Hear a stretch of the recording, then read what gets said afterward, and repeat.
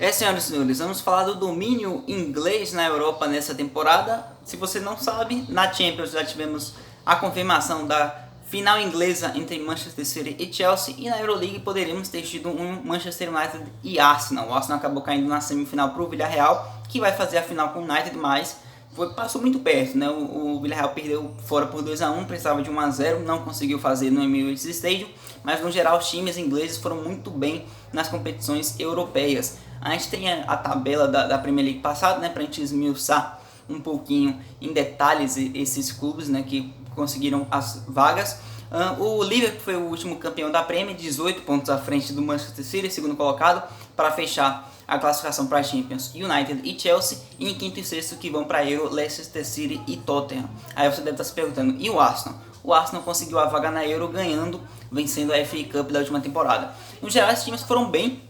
A gente tem o Leicester e o Tottenham que destoaram um pouco, né? O Tottenham acabou caindo nas oitavas da Euro, um Tottenham ainda no momento de transição. Você tem recentemente a saída do Mourinho, justamente por essa temporada um pouco difícil. O Tottenham tentando reencontrar um futebol que até chegou a levá-lo na final da Champions 2 temporadas atrás. Você tem um trio de ataque funcionando muito bem, principalmente nessa reta final com Bale, Kane e Son. Artilheiro da Premier League e brigando para ser líder em assistências também.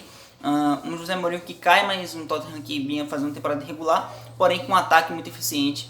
O Bale tentando se adaptando aos poucos, e Kane e Son mantendo um nível de bom para excelente, né? Aí você tem o próprio Leicester, que acabou caindo até antes das oitavas, né? Caiu na fase que antecede as oitavas, depois da fase de grupos, né? Na Euro tem essa fase antes das oitavas, depois da fase de grupos, para quem não sabe, né?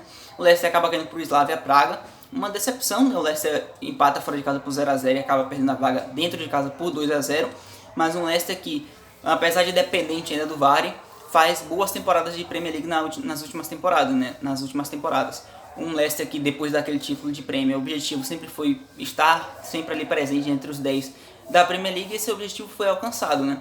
Você tem o Leicester fazendo boas temporadas, inclusive nessa edição da Premier mantém uma terceira posição até o momento, apesar de não ter feito uma boa campanha europeia. Um Leicester que tem o VAR, tem revelando jogadores como o James, vem revelando, né, como o James Maddison e o Harvey Barnes. Na defesa, o Schumacher fazendo boas temporadas, Soyuncu e o Fofana aparecendo, o Tielemans no meio de campo. Então um time do Leicester que vem melhorando a cada ano e tentando aumentar sua representatividade a nível inglês e a nível europeu.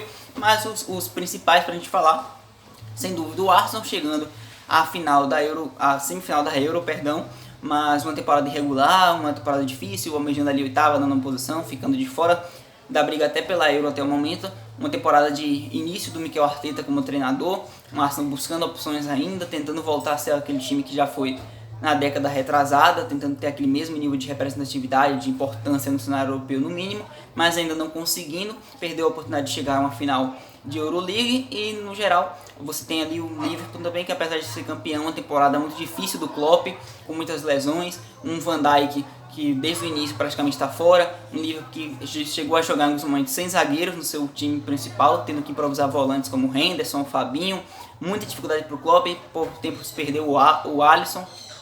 Então é uma temporada difícil que o Liverpool acaba caindo nas quartas de final da Champions. Fez uma fase de grupos muito boa, passando por todas as dificuldades, passou do Leipzig nas oitavas, que não é um time fácil, treinado pelo Julian Nagelsmann, né, que acabou indo para o Bayern, mas esse é outro papo. Mas um Leipzig que não conseguiu ser superior ao Liverpool. O Liverpool foi melhor nos 2 jogos, então mostrou força, mas acabou caindo nas quartas para o Real Madrid. No geral fizeram boas campanhas nas competições europeias, mas claro que o destaque vem para os 3.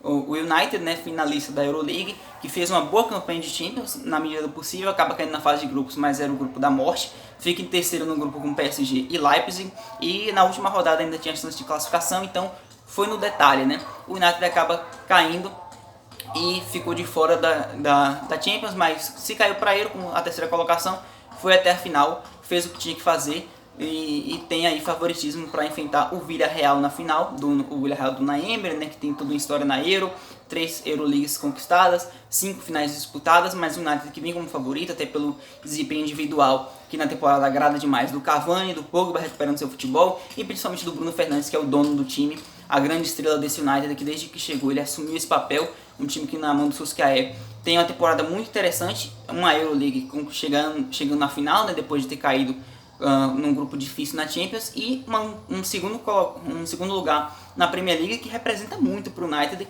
que há muito tempo, apesar de ter ficado na terceira posição na última temporada, ele vinha algumas temporadas sem ter esse nível de impacto na Premier League, um vice-campeonato agora que representa muito realmente para o Manchester United. É um time para a gente ficar em observação, porque vem crescendo principalmente depois da chegada do Bruno Fernandes. Você tem jovens ali como o Scott McTominay, o próprio Mason Greenwood, o Rashford, que não vem apresentando seu melhor futebol, mas a gente sabe que quando apresentar é um cara que é muito decisivo, muito impactante, muita velocidade e ainda muito jovem, né? Um time pra gente ficar de olho. E como destaque, Manchester City e Chelsea, dois times que têm as melhores defesas, né? Os dois times têm as melhores defesas da Champions League, times muito sólidos, muito bem montados taticamente. Nem precisa nem falar, o Guardiola, o City, que para muitos é o melhor futebol da Europa hoje, chega com certo favoritismo na final, apesar de que a gente sabe que na final pode acontecer de tudo, né?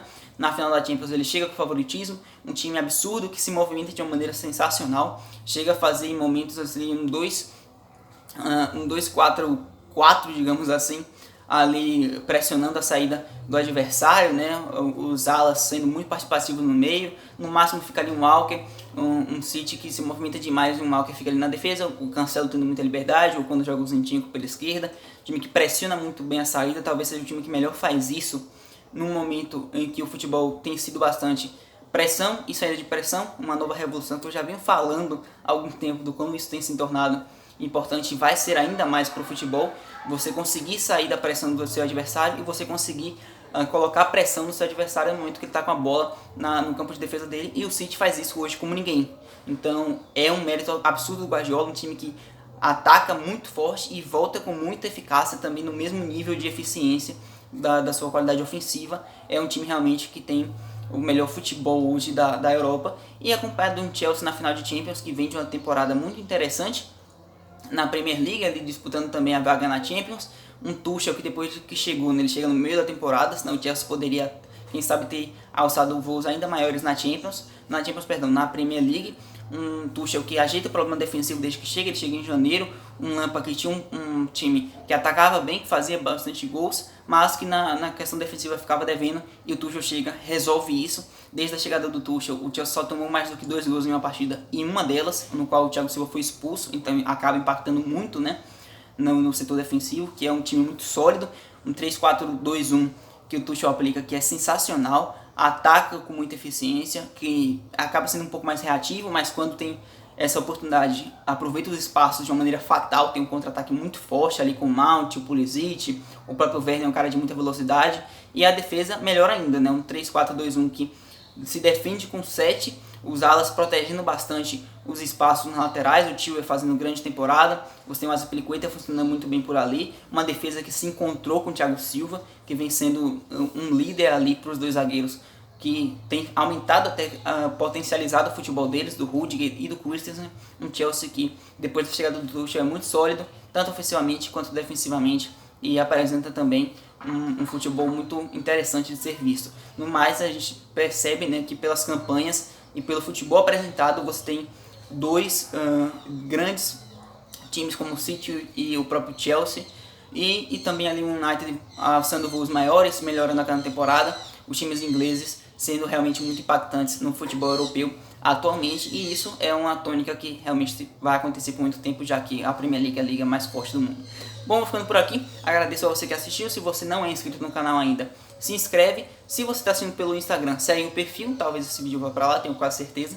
Independente de onde você estiver vendo, você pode curtir e, claro, compartilhar, que ajuda demais o meu trabalho. Se você conhece alguém que gosta de futebol europeu, que torce para algum time inglês, compartilha para essa pessoa vir dar opinião aqui nos comentários. Como você vai deixar a sua, obviamente, vai me dizer o que é que achou do vídeo, vai dizer alguma característica que você percebe que talvez tenha faltado aqui nesse humilde vídeo do canal. E claro, além de compartilhar, você pode ativar as notificações no YouTube para ficar por dentro de todos os vídeos que saírem. Tem muito conteúdo chegando para vocês sobre Champions, Euro, tem a Eurocopa no final da temporada, e você vai ficar por dentro de tudo acompanhando o canal. Então valeu por assistir, tchau!